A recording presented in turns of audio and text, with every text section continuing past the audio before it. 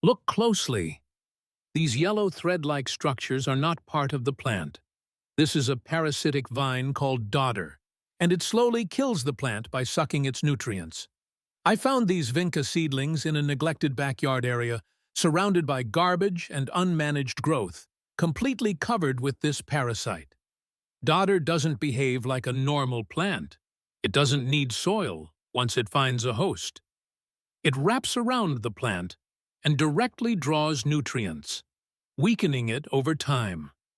And the worst part is how quickly it spreads from one plant to another. So I had to act fast. I started removing the dodder very carefully because these threads are tightly attached to the plant. If you pull too hard, you can damage the stem itself. So slowly and patiently, I removed it piece by piece. From my experience, you can't remove it completely in a single go.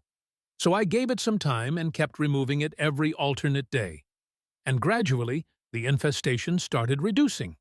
And one important thing here is you have to remove it completely.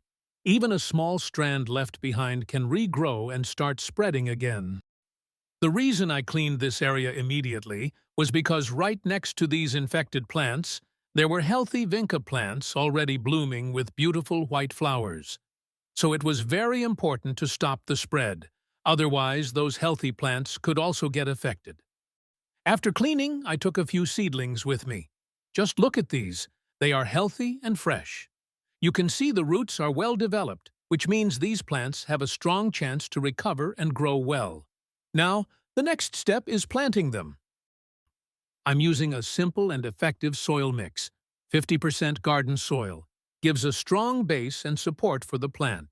20 to 25% compost provides essential nutrients for healthy growth. 20% cocopeat helps retain moisture so roots don't dry out. 10% perlite improves drainage and keeps roots well aerated. And a little rice husk keeps the soil light and improves airflow. Since I didn't have much time and it was quite sunny, I had to move quickly. I took an old nursery pot, washed it properly, and used it directly. Ideally, you should sun-dry it, but in urgent situations, a good wash also works. At the bottom, I placed plastic mesh to cover the drainage holes so that soil doesn't wash out while excess water can still drain. First, I filled the pot with the prepared soil mix, leaving a little space at the top. Then I started planting the seedlings one by one. I made small holes using my fingers, just enough to comfortably place the roots without bending or damaging them. While placing each seedling, I ensured the roots were spread naturally inside the hole and not cramped. This helps roots grow faster and establish better in the new soil. Then I gently covered the roots with soil and lightly pressed around the base of the plant. This step is important because it removes air pockets and gives proper support so the plant stands upright. After planting, I watered them thoroughly. While watering, I held the plants gently so they don't get displaced. You can also notice how well draining this soil mix is. Excess water flows out easily. But because the seedlings were out in the sun for around 30 to 45 minutes, they started drooping due to heat stress and transplant shock.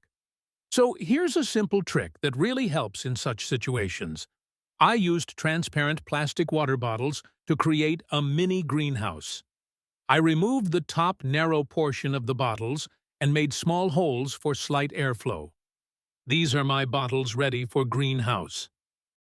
Then I carefully placed each bottle over the plants one by one, making sure the leaves don't get crushed, and slightly pushed the bottle into the soil so it stays in place. This setup helps trap moisture and creates a humid environment around the plant, which reduces stress and helps in faster recovery. I'll place these newly transplanted seedlings in a semi-shaded area. This will help them recover from transplant shock more effectively.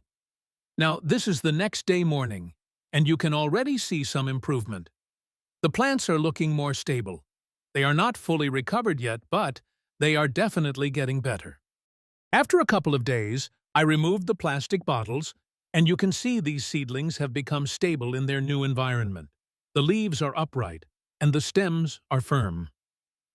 In the next few days, I'll pinch the tops to promote branching and encourage fuller growth.